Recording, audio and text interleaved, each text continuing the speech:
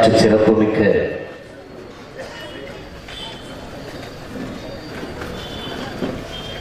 திருப்பரங்குன்ற மண்ணில்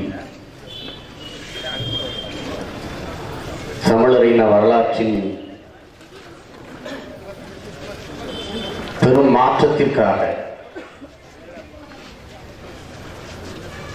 ஒரு மாபெரும் அரசியல் புரட்சியை முன்னெடுக்கிறது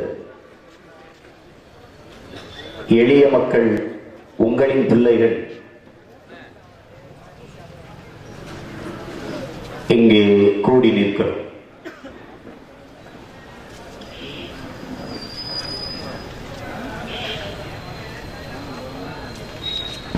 என்னிடத்தில் ஒரு தம்பி கேள்வி எழுப்பினார். இடைத்தேர்தல் என்றாலே ஆளும் கட்சி தான் வெல்லும், அதில் நீங்கள் எதற்கு தேவையில்லாத போய் போட்டியிட்டு உங்க திறனை வீணடிக்கிறீர்கள் என்று.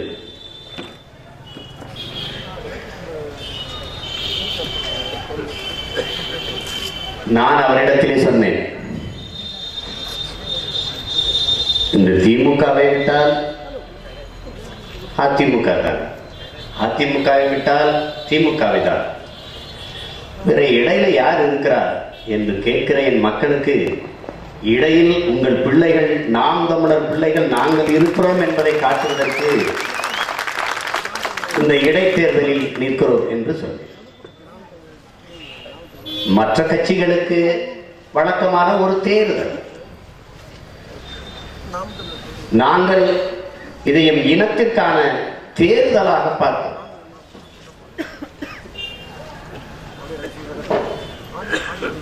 அது இடைத்தேர்தல் இப்போதெல்லாம் ஒரு திருவிழாவை போல நடக்கிறது. திருவிழா என்றால் ஆட்டம் பாட்டம், சாராயம், கறி, விருந்து எல்லாம் நடக்கும். அதுபோலதான் இப்போது இடைத்தேர்தல். என்னுடைய தம்பி குறிப்பிட்டது போல எங்க ஊர் சட்டமன்ற உறுப்பினர், எங்க ஊர் எம்எல்ஏ எப்ப எங்க தொகுதிக்கு வருவார் என்று ஏங்கியது போக அவர் எப்ப சாவார் என்று காத்து கிடப்பற காலம்.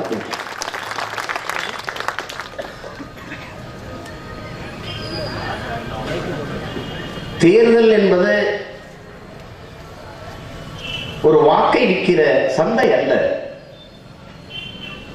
அது நம் வாழ்க்கையை தீர்மானிக்கிற ஒரு சிந்தை, ஒரு சிந்தனை. அது அரசியல்வாதிக்கு எப்போதும் தேர்தலே குறி, ஆனால் தேசியவாதிக்கு, தேச பற்றாளனுக்கு எப்போதும் தேசமே குறி என்று நமது ஐயா தெய்வ திருமகன் முத்துராமலிங்க தேவர் அவர்கள் சொல்கிறார்.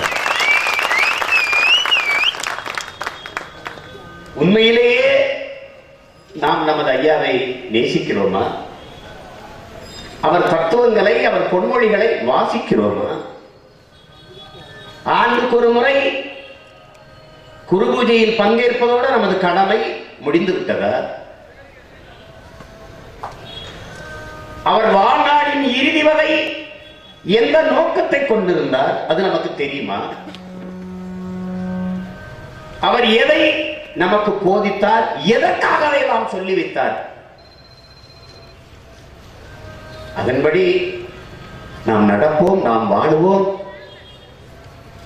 என்றுதானே. ஓட்டுக்கு காசு கொடுப்பவன் பாவி,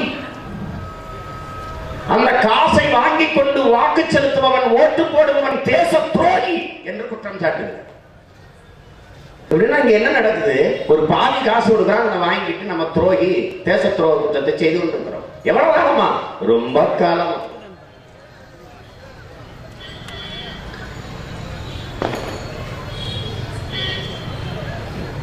நகரங்களில் வாழக்கூடியவர்கள் விளைநிலங்களை எல்லாம் கூறு போட்டு விற்பார்கள் என்று சொல்றார். இன்றைக்கு தன் பாலை விற்பது போல நாளை தண்ணீரையும் விற்பார்கள் என்று சொல்றார்.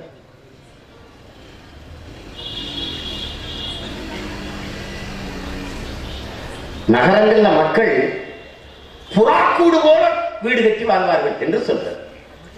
அதெல்லாம் நடந்துச்சா இல்லையா? நடந்துருச்சு. தண்ணீர் விற்பனைக்கு வரும் என்று யார் நினைத்தது? என் தாத்தன், என் பாட்டன், என் கூட்டன், என் அப்பா, என் அம்மா, எவனும் நினைக்கல. பாட்டனும் முப்பாட்டனும் போய் அருவியிலையும் ஏரியிலையும் குளத்திலையும் தண்ணியிலையும் குடிச்சான். அப்புறம் நாம குளம் விட்ட கம்மாயில அள்ளி குடிச்சோம். அப்புறம் நம்ம அப்பா நாத்தால குழாயில குடிச்சா. இப்ப நாம போத்தல்ல வாங்கி குடிச்சுட்டு இருக்கோம். இந்த மேடையில இருக்கு. நம்ம புள்ள விட்டு எங்க குடிக்கும்? எவன் குறவழிதாவது கடிச்சு ரத்தம் தான் குடிக்கும். தண்ணி எங்க இருக்கும்? இப்பவே எழுதி அனுப்புறாங்க. கன்னடா பேருந்துல எழுதி அனுப்புறானா இல்லையா? உங்களுக்கு தண்ணீராட வேணும், இந்த எங்க மூத்தரங்க குடிங்கன்னு எழுதுறானா இல்லையா? எழுதுறாங்க. கேரளாவில் முல்லை பெரியார் தண்ணீர் கேட்கும் போது எழுதி அனுப்புனாங்க. ஆனால் மானமுள்ள தமிழன் இதை எப்படி மறந்துட்டு வாழ்றான்? எப்படி? அங்க ஈழத்துல லட்சம் மக்களை கொண்டுட்டு முள்வேலி கம்பிக்குள்ள 3 லட்சம் மக்களை மூடி வச்சிருந்தான். என்ன பண்ணான் சிங்கள? பெரிய தண்ணி தொட்டி, அந்த ராணுவ வீரர்கள் நிர்வாணமா நின்று குளிப்பான். இந்த முகாமில் இருக்கிறது யாரு? நம்ம அம்மா, நம்ம அக்கா, நம்ம அப்பத்தா, நம்ம அத்தை, நம்ம அத்தாச்சி, எல்லாருக்கும் முன்னாடி அந்த ஈன நாய் இழி பிறவி அமரமா குளிப்பான். நம்ம பிள்ளைய அந்த கம்பியை பார்த்துக்கிட்டே இருக்கோம். தாகம், ஆர்மி மாமா, ஆர்மி மாமா, கொஞ்சம் தண்ணி. ஓடி வந்து மூத்திரத்தை பெய்வான் முன்னாடி, இதை குடின்னு. இதெல்லாம் கேட்டுட்டு பார்த்துட்டு ஒரு நல்ல ஆத்தாளுக்கும் அப்பனுக்கும் பிறந்த தமிழை எப்படி நிம்மதியா தூங்குவான்? எப்படி தூங்குவான்? இதை கேட்க, இதை தடுக்க நாயற்ற ஒரு இனக்கூட்டம் இது. இங்க பேசிய தம்பிகள் எல்லாம் சொன்னாங்க, ஏன் எங்களுக்கு நீங்க ஓட்டு போடணும்? நீங்க எல்லாம் நல்லா இருக்கணும்னா எங்களுக்கு போடணும். நாசமா போடணும்னா 7 வரை செஞ்சதை நீங்க திருப்பி அப்படியே செய்யலாம், எவனுக்கும் போடலாம். இதையே நாங்க வந்து கத்தணும். எங்களுக்கு என்ன வந்துருச்சு? இந்த தேர்தல் நிக்கிறனால எங்களுக்கு என்ன வந்துருச்சு? ஏன் தெருவில் நின்று கத்தணும்? 10 பைசா பிரயோஜனம் இல்லை. ஏன் கத்தணும்? உங்க பிள்ளைய உங்க வயிற்றுல பிறந்துட்டோம், உங்க கூட பிறந்துட்டோம், விட்டுட்டு போக முடியல. தவறு தெரியுது, அதை சகித்து கொண்டு வாழ முடியல. வாழ முடியல. ஐயா சொல்றாங்க,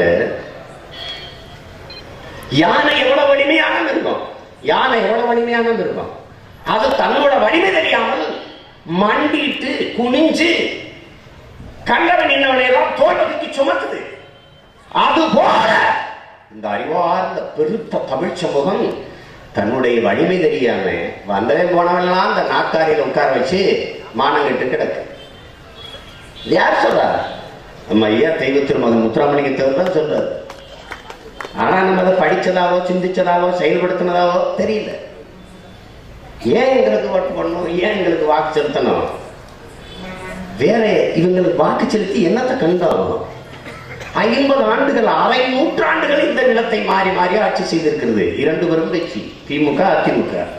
என் அன்பிற்குரிய எனது பெற்றோர்கள்ட்ட, என் உடன் பிறந்தவர்கள்ட்ட நான் கேட்கிறேன், நாம இழந்து நின்று இன்னைக்கு போராடுகிற இத்தனை உரிமைகளை இவர்கள் கட்சியில் ஆட்சியில் தான் நாம வந்தோம்.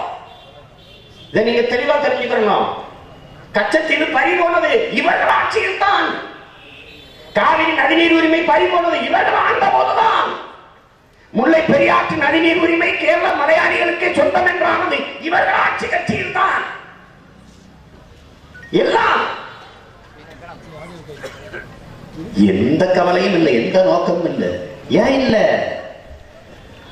தகப்பன் இல்லாத வீடு, தலைவன் இல்லாத நாடு, 2 தட்டு கட்டு நிற்கும். அதுபோல நிற்குது. தலைவன் என்பவன், தகப்பன் என்பவன் உன்னை பெத்தவனா இருக்கணும், தலைவன் என்பவன் உன் ரத்தவனா இருக்கணும். இது இல்லாத இனம் வாழாது. என்னை அடிச்சா வலிக்காது கருணாநிதிக்கு, என்னை அடிச்சா வலிக்காது ஜெயலலிதாவுக்கு. அடிச்சு பார்த்தாங்க கன்னடம், அடிச்சு பார்த்தாங்க தெலுங்கு, அடிச்சு பார்த்தாங்க மலையாளி, எங்க வலிச்சது? வலிக்காது. ஆனா என்னை அடிச்சா என் தலைவர் பிரபாகரனுக்கு வலிச்சது, அங்க அடிச்சா எங்களுக்கு வலிச்சது. அது காரணம் என்ன? ஒரே ரத்தம். வராது வராது. சரி, உங்க பிள்ளைகளுக்கு ஓட்டு போட்டீங்க, நாங்க வெந்துட்டோம், இந்த நாட்டுக்கு ஏன் நாங்க நாம் தமிழர் கட்சி வரணும்? நாங்க ஒரு தத்துவத்தை முன்வைக்கிறோம். என்னையா தத்துவம்? இது நாடு, என் நாடு, தமிழர் நாடு, தமிழர் தேசம். சரி, இனம். இந்த பிள்ளைகள்லாம் பேசும்போது தமிழர் என்கிற தேசிய இனம் என்று பேசுறாங்க. அது என்னடா தேசிய இனம்ங்கிறான்? இனம் என்றால் ஒரு மொழியை பேசக்கூடிய மக்களின் கூட்டம் இனம். இது வரையற. ஒரு தேசிய இனம் என்றால் அந்த மொழியை பேசக்கூடிய மக்கள் நீண்ட காலமாக நிலைத்து வாழக்கூடிய ஒரு நிலப்பரப்பை பெற்றிருப்பார்களே, ஆனால் அவர்கள் தேசிய இனம். அது நான் உலகத்திற்கு அறிவியல், நாகரிகம், தொழில்நுட்பம், வேளாண்மை, பண்பாடு, மானம், வீரம் எல்லாவற்றையும் கற்பித்து கொடுத்தவர். எனக்கான இசை, எனக்கான பாட்டு, எனக்கான விளையாட்டு, எனக்கான வாழ்வியல் முறை எல்லாவற்றையும் தன்னகத்தை கொண்ட மூத்த ஒரு தேசிய இனம். எல்லாரும் அவனவன் தாய்மொழியில பேசுறான். நாங்கள் அந்த மொழிகளின் தாய்மொழியில் பேசுகிற மூத்த ஒரு இனம். வேறு எவனவாலும் எவனுக்கும் தெரியாது, எவனுக்கும் தெரியாது. சும்மா சொல்றான். திருக்குறள் அப்பா, அது 2000 ஆண்டு. இவன் தான் வள்ளுவருடைய அம்மாவுக்கு பிரசவம் பார்த்த மாதிரி பேசிக்கிறான். 5000 ஆண்டு கூட இருக்குல்ல. அவர் 5000 பாட்டு கூட எழுதிருக்கு. 1330 குறள் இருந்திருக்கலாம். அது கிழிஞ்சு போயிருக்கலாம், மடிஞ்சு போயிருக்கலாம். அவன் எங்க 30 மூதாதை எழுதின போது ஓலைச்சுவடி. அந்த ஓலைச்சுவடி எப்படி நீ எழுதி ஒரு பெட்டிகளை வச்சு ஒண்ணுமே செய்யாம அப்படியே வச்சிருந்தாலும் 300 ஆண்டுக்கு ஒரு தடவை ஒருங்கி போயிருந்தான். நீ ஒண்ணுமே செய்யணும் அப்படியே வச்சிருந்தாலே 300 ஆண்டுக்குள்ள அது நொறுங்கி விழுந்துடும். ஆனா ஒவ்வொரு 300 ஆண்டுக்கும் ஒருத்தன் எடுத்து எடுத்து எடுத்து கணக்கு கொண்டு அப்படின்னா எவ்வளவா? திருக்குறள் மட்டும் இல்ல, தேவாரம், திருவாசகம், திருப்புகழ், திருவெம்பாவை, 18 அகநானூறு, புறநானூறு எல்லாத்தையும் வளர்ந்துதான். யாரு? நம்ம தாத்தனும் பாட்டனும் தான். நீ என்னத்தை கண்ட? இந்த மதுரை வீதியில போறிய என்னைக்காவது உனக்கு மான, ரோசம், ஜூடு சர்மம் பார்த்திருக்க? 3 தமிழ் சங்கம் அமைச்சான் நமது மூதாத. சங்கம் வச்சு தமிழ் வளர்த்தோம், எல்லாம் சரியா இருந்துச்சு. அதே சங்கம் வச்சு சாதி வளர்த்தோம், எல்லாம் நாசமா போச்சு.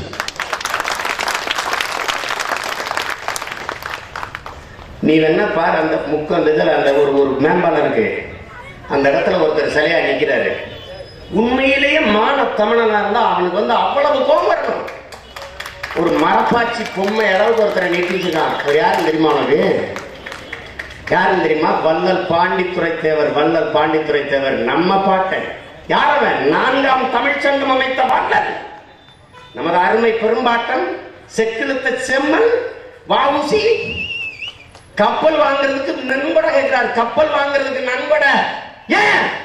மண்ணின் மக்களின் மானம் கப்பலேறி விடக்கூடாது என்பதற்காக கப்பல் ஓட்டிய மரவன் நமது பாட்டன் வஉசி. அவன் வள்ளல் பாண்டித்துரை கொஞ்சம் நன்கொடைன்னு எவ்வளவு கொடுத்துருப்பாருன்னு நினைக்கிற? 1,00,000 ரூபாய். என்னைக்கு? அன்னைக்கு. இன்னைக்கு 100 கோடி 150 கோடி இருக்கும். அவன் நிக்கிற இடத்த பாத்தீங்களா? இந்த அங்கி சின்ன பிள்ளை விளையாடுற மரப்பாச்சி பொம்மை, அதெல்லாம் நீ எங்க பாத்துருக்க போற? மரப்பாச்சி பொம்மை எல்லாம் பிளாஸ்டிக்ல நின்றுச்சு. இப்ப நாங்க முதலமைச்சர்னா அப்படித்தான் ஓரத்துல நிப்பாரா? சும்மா அதிகாரத்தை கேட்கிறேன். சும்மா அதிகாரம் என்னென்ன ஆட்டம் காட்டிட்டு இருக்கான். காவிரி மேலாண்மை வாரியம் அமைனா இந்த ஆண்டு ஜல்லிக்கட்டு நடக்குங்க. அது அமைக்கிறியா இல்லையா? மத்திய அரசு தலையிடாது. இப்ப ஏன் தலையிடுது? முதல்ல தலையிடலைன்னு சொல்லிட்டீங்கன்னா விட்டுற வேண்டியதானே. இப்ப ஏன் தலையிடுறீங்க? அறிவார்ந்த எனது மக்கள் சிந்திக்கணும், எனது சொந்தங்கள் சிந்திக்கணும். இந்த 2 வயலுக்கு இங்க வந்து அரசியல் செய்யறதுக்கோ வாக்கு கேட்கறதுக்கோ அருகதையோ தகுதியோ கிடையாது.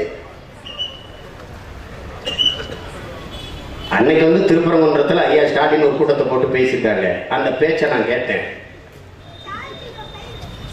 இந்த பாரதிய ஜனதாவுக்கு ஒரு தகுதி இருக்கிறதா, இதை ஏன் கேட்கவில்லை என்று கேட்கிறார். நான் என்ன சொல்றேன் உங்ககிட்ட, இங்க பாருங்க. சரியில்லை, சரியில்லை. பாரதிய ஜனதா சரியில்லை. அது நீங்க சொல்றது அறவே சரியில்லை. உட்காரப்பா, நாங்க பாத்துக்கிறோம். உட்காரப்பா. தெரியுமாப்பா, ரொம்ப நாளா உன் நியாயத்தை பார்த்துட்டா இருக்கு. நாங்க பாத்துக்கிறோம். 2007 காவிரி மேலாண்மை வாரியம் அமைக்கணும்னு போய் அப்ப இருந்து இந்த கோரிக்கை வலுப்பட்டு வருது. பல ஆண்டுகள் சிக்கல், 10 ஆண்டுகள் முழுமையாக காங்கிரஸோட மேல இருந்து பதவி. என் அன்பு சொந்தங்களே, அறிவார்ந்த எனது இன மக்களே, இந்தியாவில் இருக்கிற பாரதிய ஜனதாவோ காங்கிரஸோ கூட தொடர்ச்சியாக மத்திய அமைச்சரவை இருந்ததில்லை. 16 ஆண்டுகளுக்கு மேலாக தொடர்ச்சியாக மத்திய அமைச்சரவையில் இருந்த ஒரே கட்சி திராவிட முன்னேற்ற கழகம். அன்னைக்கு ஒண்ணும் கேட்கல, ஒண்ணுமே கேட்கல. இந்த காவிரி மேலாண்மை வாரியம் அன்னைக்கு காவிரி பிரச்சனை இல்லையா? ஏன் அம்மையார் சோனியா காந்தி, உங்க அம்மா தலைவர் கலைஞர் சொன்னாங்க, தியாக திருவிளக்கு, அருள் பெருஞ்சோதி, மகளிர் குலம் மாணிக்கம், ஒரு வார்த்தை சொல்லியிருக்கலாம், எப்ப காவிரி மேலாண்மை வாரியத்தை அமைச்சு விடுப்பாங்க. வாயை திறக்கல. இவங்க ஆட்சியில் இருக்கும்போதுதான் ஜல்லிக்கட்டுக்கு பிரச்சனை. கொண்டு வந்த ஆள் யாரு? ஐயா ஜெயராம் ரமேஷ். எல்லாம் இந்த பீட்டாக்காரங்க.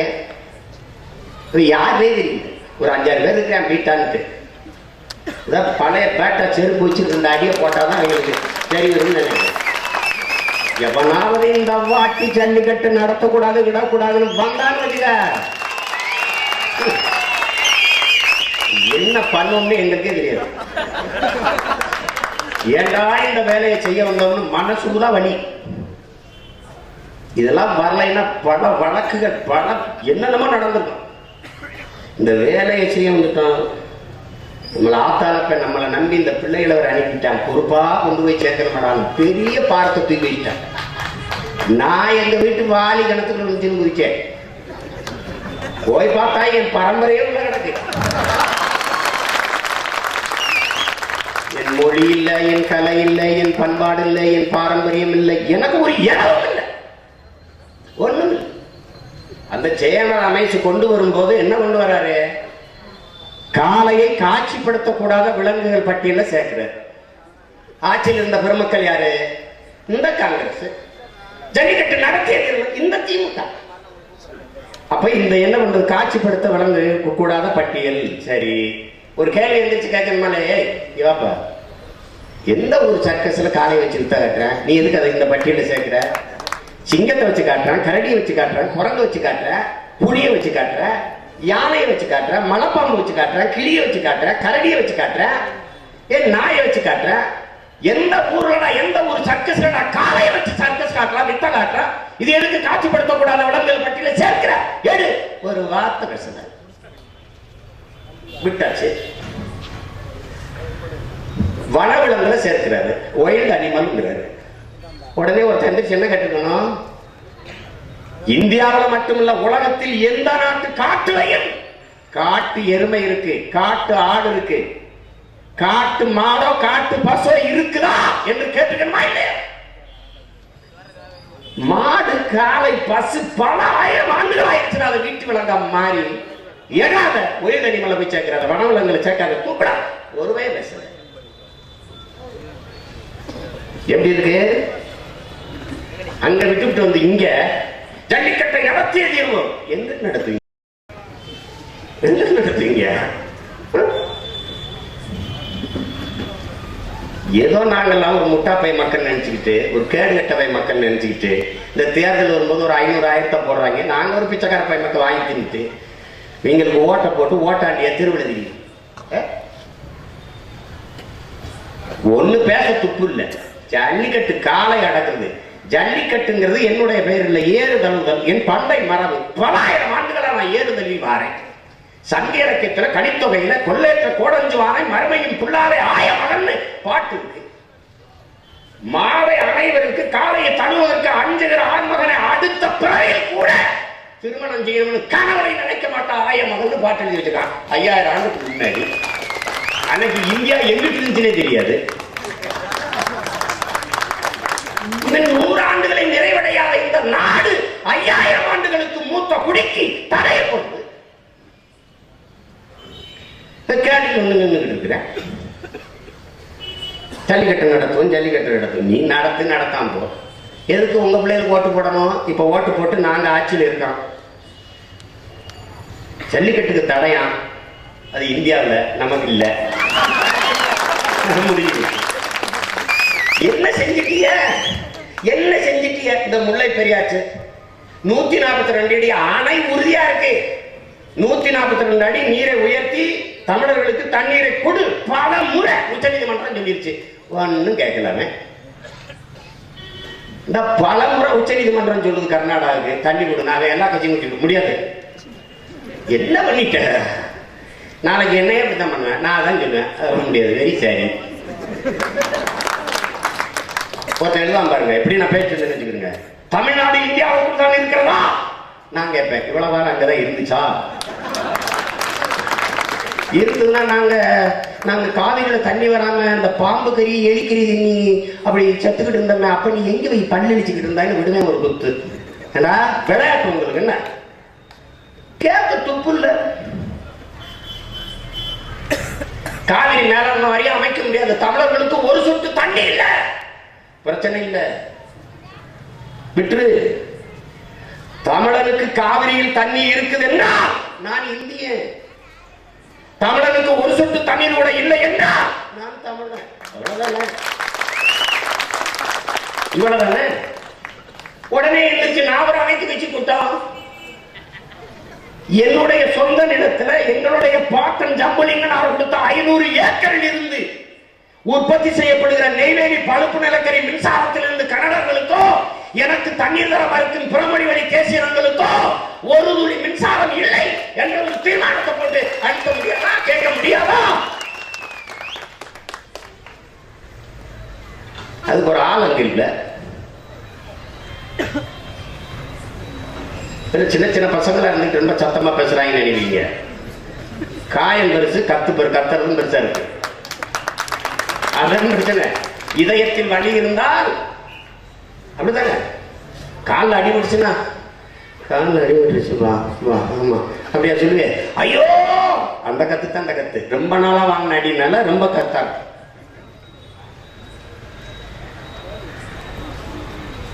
காவிரியில தண்ணி கேட்கும்போது அது தமிழனுடைய உரிமை. இந்த நாட்டில் இருக்கிறேன்னா இந்த நாட்டை ஏற்றுக்கொண்டு வாழ்கிறேன் என்றால் இந்த நாட்டில் இருக்கிற எல்லா வளங்களும் இந்த நாட்டு மக்களுக்கு பொது. அதுதான் ஒரு நாடு. அப்படி உன்னுடைய வளம் உனக்குன்னா என்னுடைய வளம் எனக்கு. 2 வீடு இருக்கு, சண்டை ஆயிடுச்சு. உன் ஆடோ மாடோ என் வீட்டு வாசல் வந்தா காலை முடிச்சுக்கிடுவேன்னா உன் ஆடு மாடு என் வீட்டுக்கு வந்தா தலைமுறை பண்ண. அப்ப அதானே உனக்கு ஒரு நீதி எனக்கு ஒரு நியாதியா?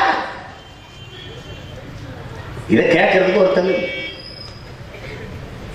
அங்க இருந்து அடிச்சு ஒரு பாறை வந்து ஓட்டி வர்றாரு லாரி. அந்த பெரியவர் நம்ம அப்பா வயசுல இருக்கிறார். அவரை இறக்கி விட்டு அடிச்சு நிர்வாணப்படுத்தி ரசிக்கிறான். ஒரு கல்லூரி படிக்கிற வேலை செய்யற பிள்ளைய அடிக்கிறான். ஒரு இஸ்லாமிய உறவு நம்ம உறவு பிள்ளைகள் வரும்போது அந்த குடும்பத்தை தீவிச்சு கொடுத்த ஓடுறான். அவன் பேசுறான். அவன் மாற்றம் இஸ்லாமா இருக்கலாம், ஆனா தமிழ்ல பேசிட்டாங்கிறதுக்காக அடிக்கிறான். ஏன் அடிக்கிறான்? ஏன் அடிக்கிறான்? இங்க ஆள் இல்ல அப்படின்னு தெரிஞ்சு அடிக்கிறான். இங்க இப்ப நான் எங்களுக்கு ஓட்ட போட்டு உட்கார வச்சுட்டிய முதலமைச்சரா, கனவுல கூட நினைக்க மாட்டான் தமிழன் கை வைக்கணும்ட்டு. என்ன நடக்கும்னு அவனுக்கு தெரியும். சுத்தி ஏன் ஆட்டம் காட்டுறான்? இந்த அதிகாரம் இந்த ஆட்சி தமிழனுக்கானது இல்லை என்று எல்லாருக்கும் தெரியும்.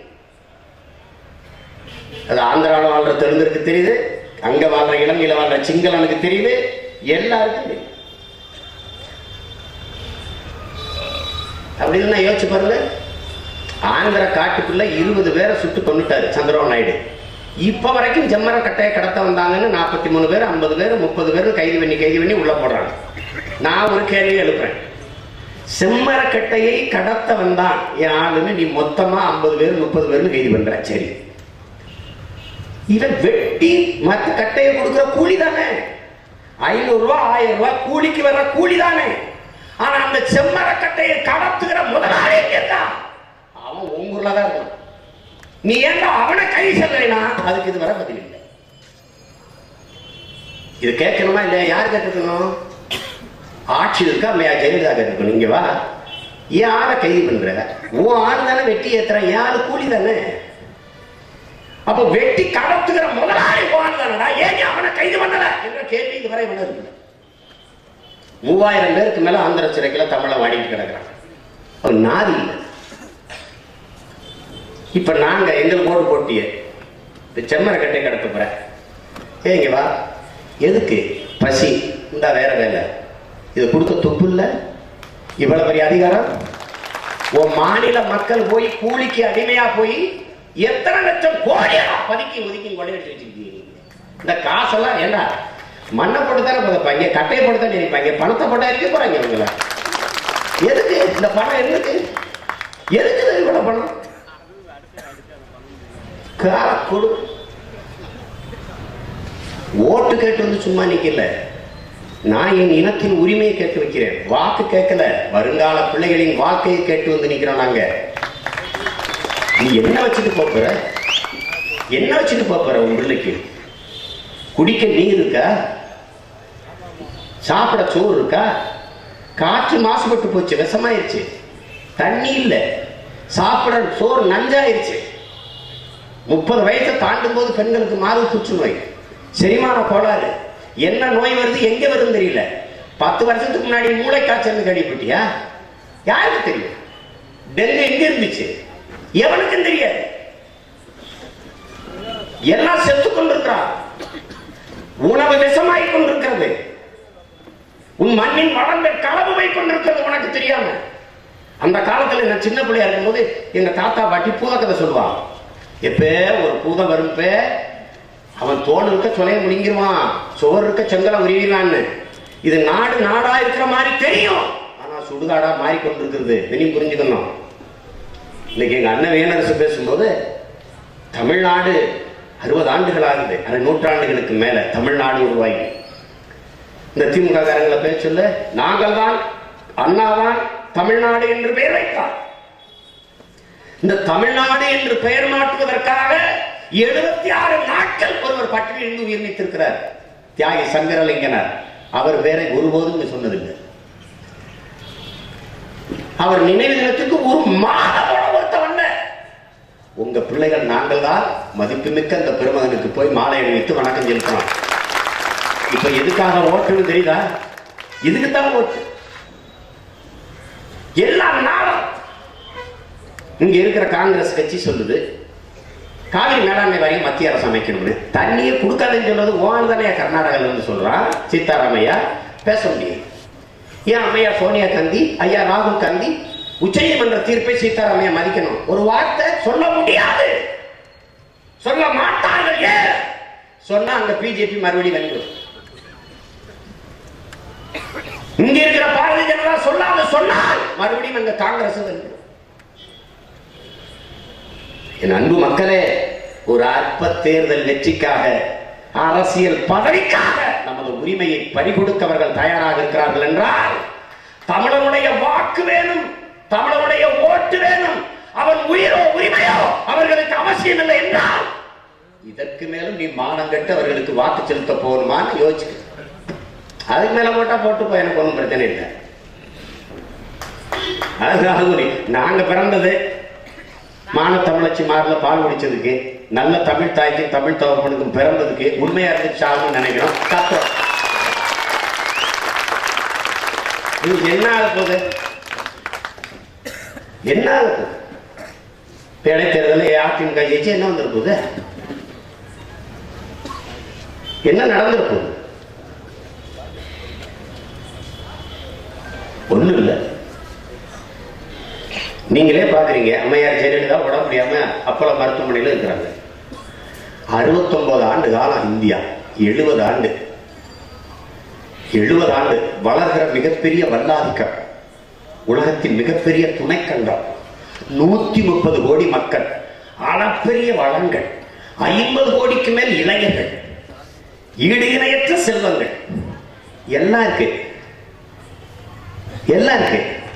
இவ்வளவு பெரிய நாட்டில் வைத்தியம் பார்க்க ஒரு நல்ல வைத்தியர் இல்லையா? இவ்வளவு பெரிய நாட்டில் ஒரு மருத்துவரை கூட உங்களால ஒரு தரமான மருத்துவரை உருவாக்க முடியல. சரி, அம்மையார் ஜெயலலிதாவுக்கு முடியலன்னா அந்த அண்டர் வந்து வைத்தியர் பார்க்கிறாரு. எங்களுக்கு முடியலன்னா எவனா வந்து பார்ப்பான்? எனக்கு வந்து பார்ப்பேன்.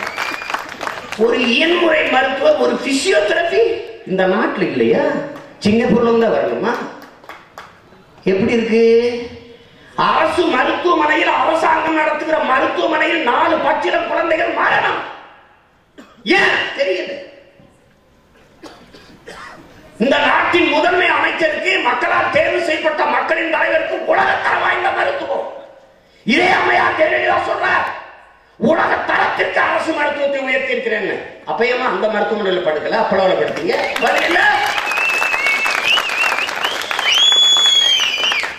எதிரா ஜனநாயகம், எதிரா சமத்துவம், எதிரா மக்களுக்கான ஆட்சி. இந்த நாட்டின் முதன்மை தலைவருக்கு, முதன்மை அமைச்சருக்கு என்ன மருத்துவமோ அது கடைகோடி மனிதனுக்கும் எளிய மகனுக்கும் கிடைக்கணும். அதான் ஜனநாயகம்.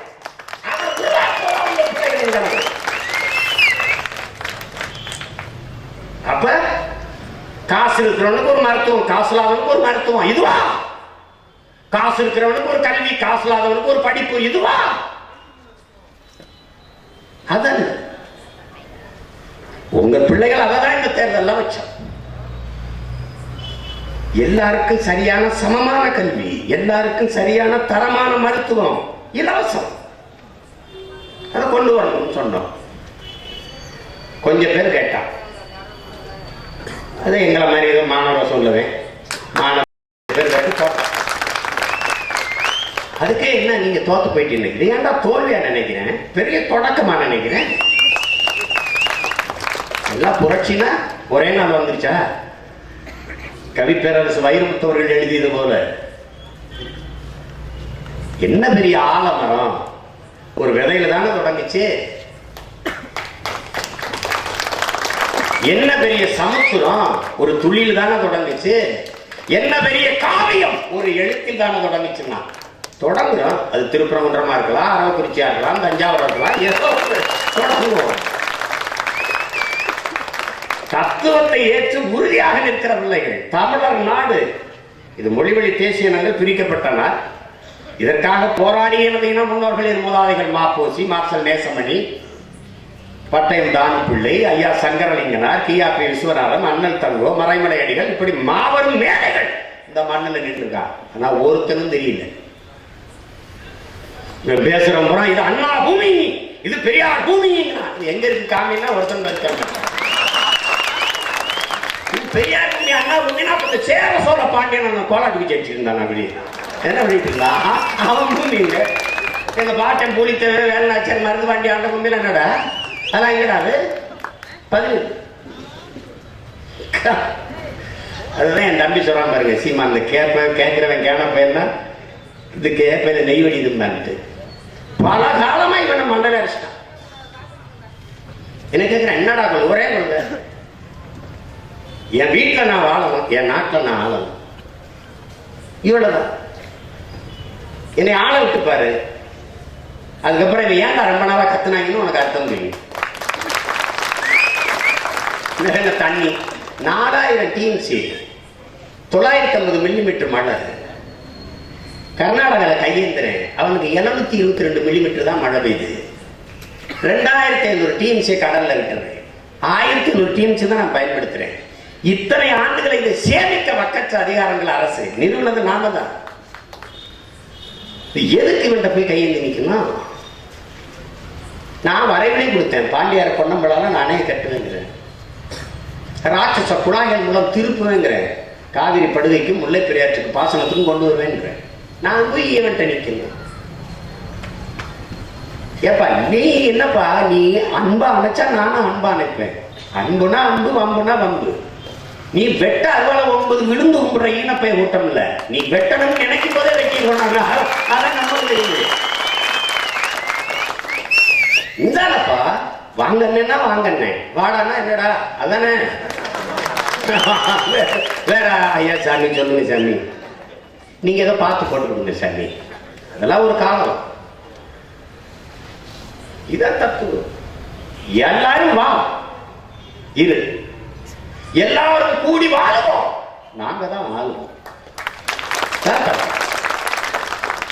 கன்னடரா, மலையாளியா, தெலுங்கரா, மராட்டியரா, சௌராஷ்டிராவா, குஜராத்தியரா, எல்லாரும் வாழு, நான் தான் ஆளுவேன். எல்லாரும் ஒன்னா நிற்போம், நாங்க தான் கொஞ்சம் முன்னால் நிற்போம். இதுதான் எங்க தப்பு. ஏன் ஏன் என் மொழி, என் நாடு, என் மக்கள், என் உறவுகள், என் நிலம், என் வளம், என் மலை, என் காடு, இப்படி நேசிக்க ஒருத்தன் இல்லை. அதனாலதான் என் நாடு சுடுகாடா போச்சு. இதுதான் பிரச்சனை. நாங்கன்னா இப்படிதான் பேசிட்டு எல்லாம் மஞ்சள் பிடிச்சு தெரியுவானா?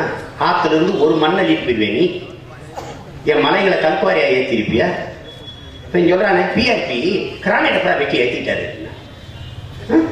காலையில தான் கடப்பாறை மண் வெட்டி எடுத்துட்டு போனா கையோட பிடிச்சி உழுதி போட்டியா? என்னடா பண்ணீங்க? 25 ஆண்டுகளா வெட்டி ஏத்துறாரு அந்த மனுஷன். உங்களுக்கு தெரியுமா தெரியாதா? இந்தியாவின் சிறந்த குடிமகன் விருதை 7 முறை பெற்றிருக்கிறாரு. யாரு? நம்ம ஐயா பிஆர்பி. எதுக்கு? நிறைய அந்நிய செலாவணிகளை ஈர்த்து தந்ததற்காக சிறந்த குடிமகன் விருது. 7 முறை இந்த நாட்டின் சிறந்த குடிமகன் விருதை பெற்ற ஒருவன் இந்த அரசுக்கு பாகிஸ்தானா? சொல்லு பாப்போம். அவற்றை வாங்கி திங்காத கையேந்தி நக்காத நாய் ஒரு நாய் இருக்கடா இந்த கட்சியில அரசியல். இந்த மண்ணின் வளங்கள் மக்களுக்கானது. அதாங்க சட்டம். உலகமான தத்துவம். வெனிசுலா அதிபர் சாவேஸ் வர்றான். மண்ணின் வளங்கள் மக்களுக்கானது கொண்டு வரான் சட்டத்தை. அதுல அமெரிக்க எண்ணெய் கிணறுகள் உள்ள இருக்கு. போராட்டம். என் வளம் என் மக்களுக்கானது. இன்னைக்கு வெனிசுலால 10 ரூபாய்க்கு பெட்ரோல் விற்குது. இங்க பாகிஸ்தான்ல 25 ரூபாய்க்கு விற்குது. இங்க எவ்வளவு பெட்ரோல்?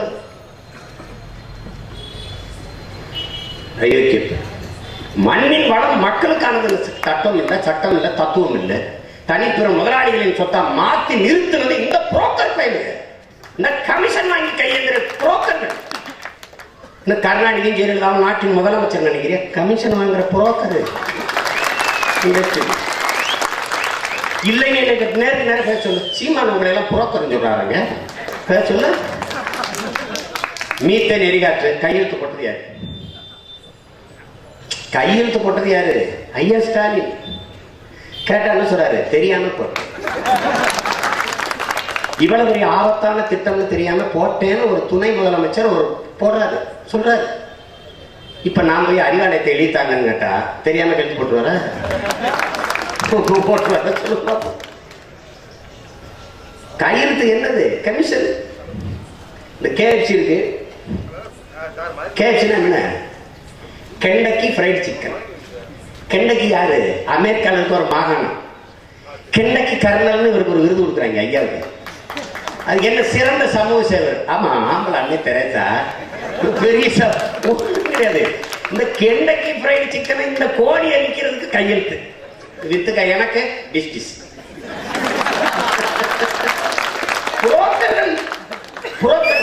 இவர் இவங்கெல்லாம் குட்டி குட்டி அந்த நாட்டை ஆளுற ஐயா மன்மோகன் சிங், நரேந்திர மோடி கொஞ்சம் பெரிய புரோக்கர்கள்.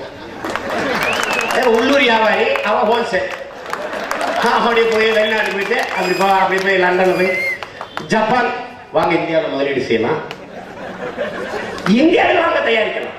இந்தியாவில் வாங்க தயாரிக்கலாம். நீங்க என்ன பண்ணுவீங்க? நீங்க மேக் இன் இந்தியாங்கிறீங்க, நாங்க மேக் இட் இந்தியாங்கிறோம். இதுதான் எங்களுக்கு ரெண்டு உங்களுக்கு எங்களுக்கு இருக்கிற தத்துவ வித்தியாசம். எல்லாரும் இங்க ஓடியாந்து தயாரிப்பானா? உலக நாடுகள் எல்லாம் என் நாட்டுல முதலீடு செய்து. இதுல எந்த நாட்டுல என் நாடு முதலீடு செய்து? எங்க செய்து முதலீடு? சுவிஸ் வங்கியில, பிரான்ஸ் வங்கியில, ஜெர்மன் வங்கியில.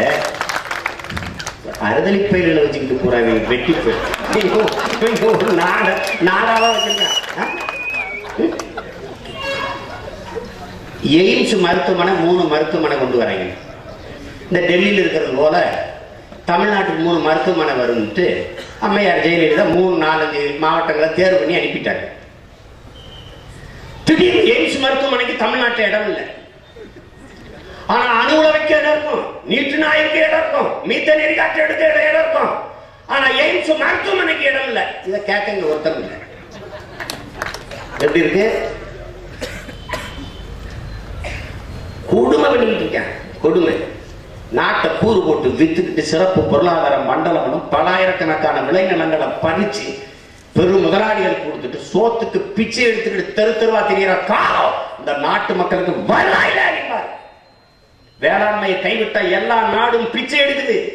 அந்த நிலை உனக்கும் எனக்கும் வரக்கூடாது என்றால் நாம் எச்சரிக்கையா இருக்கணும். எங்க அண்ணன் பேசும்போது இங்க கீழடி 2100 ஆண்டுக்கு முன்னாடி உன் பாட்டன் முப்பாட்டனு என் பாட்டன் முப்பாட்டனு எப்படி வாழ்ந்துட்டான்? கழிவறை கட்டியிருக்கான், நீர் ஓட அந்த மணல்லையே குழா செஞ்சு மண்ணில் சுட்டு வாழ்ந்துட்டான். ஒரு தொன்ம நாகரிகத்தில் ஒரு சான்றா ஒரு அடையாளமா இருக்கு. 2 ஏக்கர் நிலம் கேட்கிறான், அதை கொடுக்க முடியல. 150 ஏக்கர் இடம் தனி முதலாளியோடது, ஒரு இஸ்லாமிய பெரியோரோடது. எத்தனாயிரம் கோடி வந்துட போது? 150 ஏக்கரை வாங்கி அரசு சொந்தமாக்கி ஒரு வாயகத்தை நிறுவி இந்த வரலாற்று சுவடுகளை பாதுகாத்து வைக்க கூடாதா? வைக்கல. 2 ஏக்கர் நிலம் கொடுக்க முடியாத இந்த அரசால் அதானிக்கு 4100 ஏக்கரை என் சொந்த மண்ணில் கமதக்குடியில பறிச்சு கொடுக்க முடியுதுன்றா அது எப்படி? அது 6 மாசத்துல 4100 ஏக்கர் 20 கிராமத்தை வெளியேற்றிட்டார். சூரிய ஒளி மின்சாரம் 4500 கோடிக்கு ஒப்பந்தம். 4500 கோடி இந்த நாட்டில் யாருக்கிட்ட இல்லை. ஒரு அமைச்சர்கிட்டே பல லட்சம் கோடி கொள்ளையடிச்சாங்கன்னா எடுத்து போனன்றான்.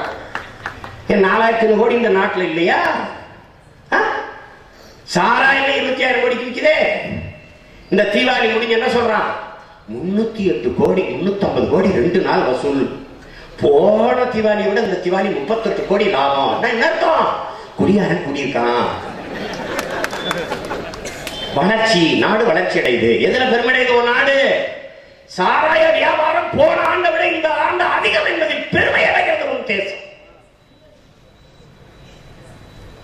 இது யார் மாத்துறது?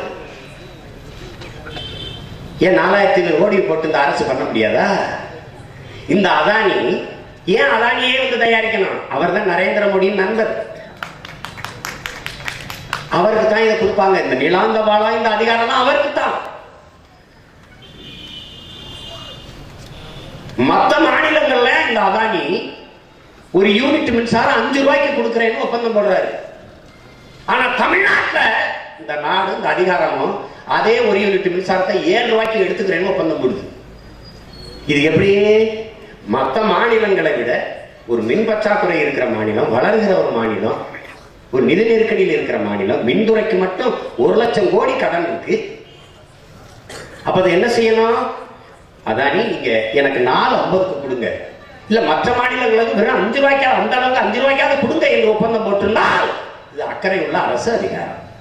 நீ அவன் அந்த மாநிலத்தில் 5 ரூபாய்க்கு கொடுக்கிறவன் நீ எதுக்கு 7 ரூபாய்க்கு ஒப்பந்தம் போட்ட? கமிஷன். சரி, நான் சொல்றது உனக்கு சந்தேகம் இருக்கு. நீ படிச்சுட்ட. இந்த ஓட்டுநர், பேருந்து ஓட்டுநர் வேலைக்கு போயிருவாங்க. 10 லட்சம். உதவி ஆய்வாளர் சப் இன்ஸ்பெக்டர் 40 லட்சம். அவனே அறிவிச்சுட்டான் டெண்டர். இது உள்ளாட்சி தேர்தல். குட்டி குட்டி தாவாக்க கவுன்சிலர் அங்க இருந்தா ஊழலை உற்பத்தி செய்ய ஆரம்பிக்குது. அவன் கையெழுத்து போடாம நீ வீடு கட்ட முடியாது. அவன் கையெழுத்து போடாம மின் இணைப்பு வாங்க முடியாது. அவன் கையெழுத்து போடாம குழாயை கழிக்க முடியாது. அவன் கையெழுத்து போடாம கக்கூஸ் கட்ட முடியாது. இப்ப நரேந்திர மோடி ஐயா கக்கூஸ் கட்டுங்க, கக்கூஸ் கட்டுங்க, கக்கூஸ் கட்டுங்க. ஏன் எனக்கு வீடே இல்லையா, நான் எங்கேயா கக்கூஸ் கட்டுறது? பல காலக்கொடுமை, காலக்கொடுமை. விட்டுட்டு வேற நாட்டுக்கு போனாலும் பாஸ்போர்ட் தர மாட்டேங்கிறேன், வீசா பாஸ்போர்ட் தர மாட்டேங்கிறேன். சரி, கர்ம பாஸ்போர்ட்டை வீசா கொடுத்தா இறங்க விட மாட்டேங்கிறேன். ஏன்னா என் பல்லெல்லாம் இந்த பாஸ்போர்ட் குண்டு பழமும், விரலெல்லாம் துப்பாக்கி பழமும் தீவிரவாதி மாதிரியே பார்க்கிறேன். நானே ஒரு பஞ்ச பராரி மையன். என்னை பார்த்து பயந்துட்டு பையில 2 அழுக்கு துணி வச்சுட்டு போனா திரும்பி போன விரட்டுறேன். கொடுமை பார்த்தா தூக்க வர மாட்டேங்குது. எல்லாரும் பார்த்தாலும் பாவமா இருக்கு. என்ன செய்யறதுன்னு கூடி இந்த ஆத்தால போய் இந்த பாவப்பட்ட மக்களை விட்டு போகவும் மனசு இல்லை. என்னத்தையோ பண்ணிட்டு தொலைங்கன்னு போக முடியல. என்ன செய்யறது? போராடித்தான் ஆகணும். எங்களை வளர்த்தவன் இந்த பாருங்க, சும்மா போய் இருந்துருக்கலாம். அவரை யாராவது கேட்டோமா, நாடு கேட்டோமா, இல்லை என்னன்னு கேட்டோமா, தமிழன்னு போயிருந்துக்கலாம். என்ன எங்க பாட்டை முப்பாட்டன்லாம் போராடி அதை பார்த்து இந்த வீரத்தை மானத்தையும் பார்த்து அந்த மனுஷனை சரி அவன் முடிவெடுத்தான். அடிமையா சாகிறதுக்கு சுதந்திரமா சாவண்டா, போராடி சாவண்டான்னு முடிவெடுத்துட்டான். அது அந்த நோயை எங்களுக்கும் பரப்பி விட்டு நாங்க சும்மா இல்லாம கிளம்பி வந்துட்டு அதிமுகவை சேர்ந்துருக்கலாம், திமுகவை சேர்ந்துருக்கலாம். என்னை கேட்கிறேன், நீ ஏன் யாரோட கூட்டி வைக்க மாட்டேங்கிற?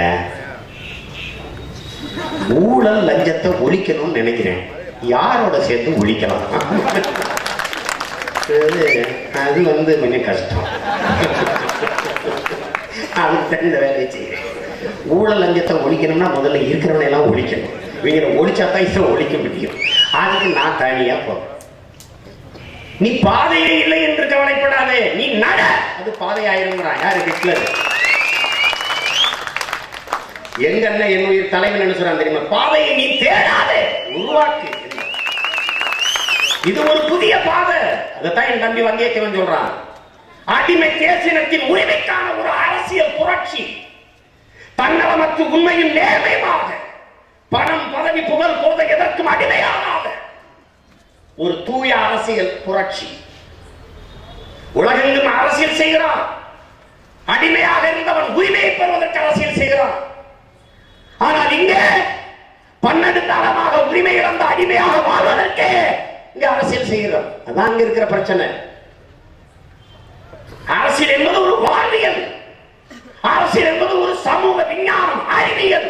அது கற்பிக்கப்படல. வாழ்க மொழிகை என்று கோஷம் போடுவதோ, ஜெயலலிதா கருணாநிதி அவர்கள் பிறந்த நாளை கொண்டாடுவதோ, தனி மனித துதிபாடுவதோ அல்ல. அது அல்ல.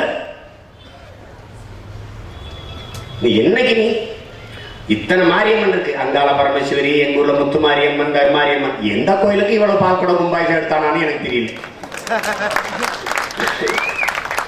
ஜெயலலிதா அம்மையாருக்கு அவர் ஐயா கருணாநிதி அறிவாலயத்தில் உட்கார்ந்துக்கிறார். ஒரு பிறந்த நாளைக்கு மஞ்சள் துண்டை போட்டுக்கிட்டு அங்க காஞ்சி சங்கர மடத்துக்கு போனாலும் சங்கராச்சாரியார் ஐயா அப்படித்தான் ஆசீர்வாதம் பண்றாரு.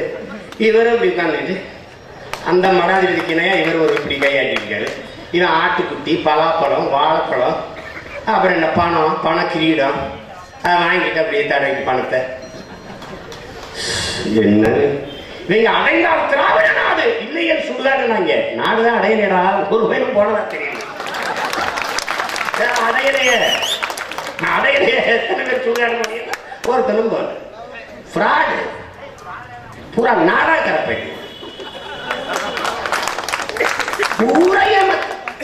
ஒருத்தன் உண்மை எனக்கு உண்மை இருக்கா?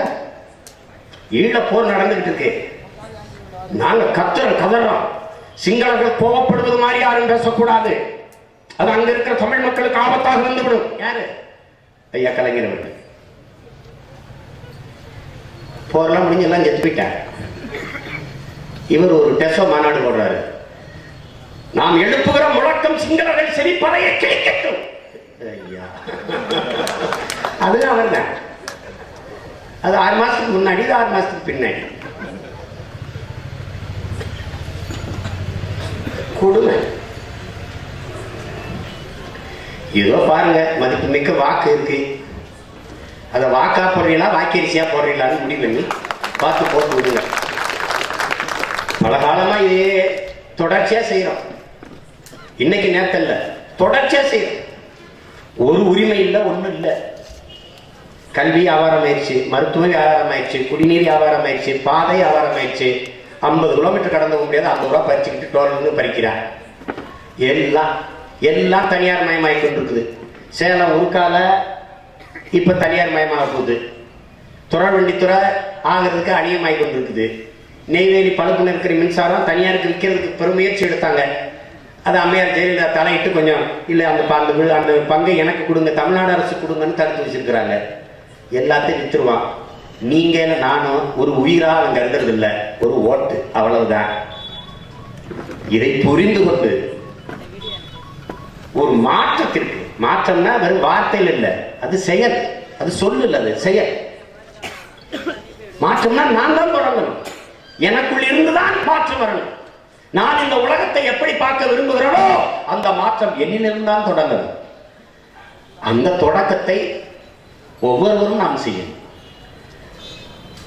அது திருப்பரங்குன்றத்திலிருந்து தொடங்கலாம். நமது இன முன்னோர், குறிஞ்சி நில தலைவன், தமிழின இறைவன், நமது அருமை முப்பாட்டன் முருகன் குடி இருக்கிற இந்த திருப்பரங்குன்றத்திலிருந்து நாம தொடங்குவோம். நமது பாட்டனுக்கு 6 படை கொண்ட வீடு, அவன் பேரனுக்கு பிரபாகரனுக்கு 6 படை கொண்ட நாடு. ஒரு பெருமைக்குரிய இனத்தின் பிள்ளைகள். தமிழ் இனம் சிதைந்தது, அழிந்தது, மான உணர்வு இன உணர்வு கெட்டு அழிந்து போனது என்ற வரலாற்று பதிவு வரணுமா?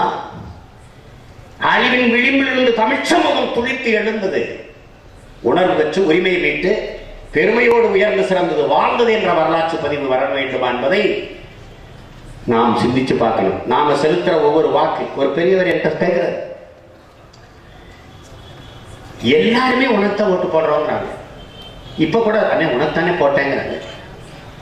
பெரிய பெரியவங்களை இந்த வாட்டி உனத்தான், ஆனா போடல. கேட்டேன், உனக்கு தான் போடணும்னு போனேன். வரிசையில் நிற்கும்போது ஒரு வேலை உனக்கு ஓட்டு போட்டது ஒரு ஓட்டு வீணாயிருமோ அப்படின்னு வேட்டலைக்கு போட்டேன்டா.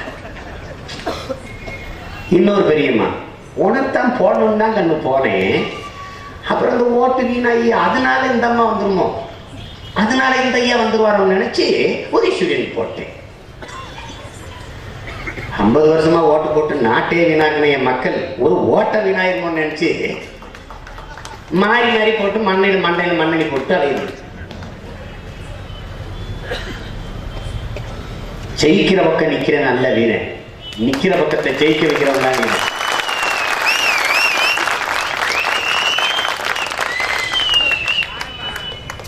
அண்ணா சொல்றாரு, பேரறிஞர் அண்ணா, தங்கத்தை யாராவது தவிட்டுக்கு விற்பானான்னு. நம் கையில் இருக்கிற வாக்கு வலிமை மிக்க ஆயுதம், தங்கம், அதை தவிட்டுக்கு விற்க கூடாது. ஆனால் அம்பேத்கர் சொல்றாரு, மதிப்புமிக்க நம் உரிமையை சில ரொட்டி துண்டுகளுக்காக விற்பது அவமானகரமானது என்கிறார். அவன் கொடுக்கிற 500 ரூபா 1000 அற்ப பிச்சைக்கார காசு, நம்மை பிச்சைக்காரர்களாக மாற்றுவதற்கான முயற்சி. அவன் அடித்த கொள்ளையில் பதுக்கிய ஒதுக்கிய பணத்தில் நமக்கு ஒரு துளி பங்கு. அதைத்தான் நமது ஐயா முத்துராமலிங்க தேவர் சொல்றாங்க, அது தேச துரோகம், அதை நாம் செய்யக்கூடாது. ஒரு தூய அரசியலை வருங்கால பிள்ளைகளுக்காவது இந்த மண்ணில் வார்த்தெடுப்பதற்கு உங்கள் பிள்ளைகள் எங்களுக்கு வலிமை தாருங்கள். உங்களுடைய மதிப்புமிக்க வாக்கை எங்களுக்கு தாருங்கள். ஒரு வாக்கு என்ன ஆயிரும்? ஒவ்வொரு வாக்கும் நம் மண் காக்கும், தமிழர் மானம் காக்கும், நம் மொழி காக்கும், இனம் காக்கும் என்பதை புரிந்து நீங்கள் வாக்கு செலுத்த வேண்டும். என் அன்பிற்குரிய மக்களே, என் அருமை பெற்றோர்களை, உடன் பிறந்தார்களே, சின்னத்திற்கு வாக்கு செலுத்துவதல்ல, நல்ல எண்ணத்திற்கு வாக்கு செலுத்துவதுதான் இப்போது அவசியம். 2 மெழுகுவர்த்திகளை ஏந்தி வருகிறோம் உங்கள் பிள்ளைகள். அறியாமை இருளகற்ற, இருண்டு கிடக்கிற தமிழர் தாயினிடம், தமிழீழம் தமிழகத்திற்கு ஒளியேற்ற புரட்சி நெருப்பை, ஒரு தன்னலமற்ற தியாக நெருப்பை உங்கள் பிள்ளைகள் ஏந்தி வருகிறோம். எத்தனை விளக்குகள் நம் வீட்டில், எந்த விளக்கும் தன்னை வருத்திக் கொண்டு உலகத்திற்கு வெளிச்சத்தை தந்தது இல்லை. மெழுகுவர்த்தி மட்டும்தான் தன்னை வருத்திக் கொண்டு, அழித்துக் கொண்டு, உருக்கிக் கொண்டு உலகத்திற்கு வெளிச்சக்கீற்று தருகிற ஒரு தியாக அடையாளம் மெழுகுவர்த்தி. எங்களை வருத்திக் கொண்டு, எங்களை தாழ்த்திக் கொண்டு கூட என் மண்ணின் மக்களின் வாழ்விற்கு, உயர்வுக்கு அரும்பாட ஆட்சி உழைப்போம் என்பதை உணர்த்துவதற்கே 2 மெழுகுவர்த்தி சின்னத்தை ஏந்தி வருகிறோம். என் அன்பிற்குரிய பெற்றோர்களே, என் அருமை உடன் பிறந்தவர்களே, இந்த மண்ணிலே, திருப்பரங்குன்ற மண்ணிலே போட்டியிடுகிற ஆர்வீர் இளவல் மகாதேவன் அவர்களுக்கு உங்களின் மதிப்புமிக்க வாக்கை தந்து அவரை வெற்றி பெற செய்ய வேண்டும். அது நம் ஒவ்வொருவருடைய கடமை. இவனோட வேட்பாளர் என்று பார்க்கக்கூடாது. உங்களின் பிள்ளை, உங்கள் உடன் பிறந்தவன், எளிய மகன், இந்த மண்ணுக்கு மக்களுக்குமாக தன்னலமற்று உழைக்க வேண்டும் என்ற தூய உள்ளத்தோடு வந்த ஒரு இளைய தலைமுறை பிள்ளை. அவனுக்கு வாக்கு தர வேண்டியது, அவனை வலிமைப்படுத்த வேண்டியது, உங்கள் பிள்ளை எங்களை மாபெரும் அரசியல் சக்தியாக மாற்ற வேண்டியது தமிழர் ஒவ்வொருடைய கடமை என்பதை உணர்ந்து உங்களின் வாக்கை எங்களுக்கு தாருங்கள். இனம் ஒன்றாவும், இலக்கை வென்றாவும், புரட்சி எப்போதும் வெல்லும். நாளை மலர்கிற நமது அரசு அதை சொல்லும். நன்றி, வணக்கம். நாம் தமிழ்.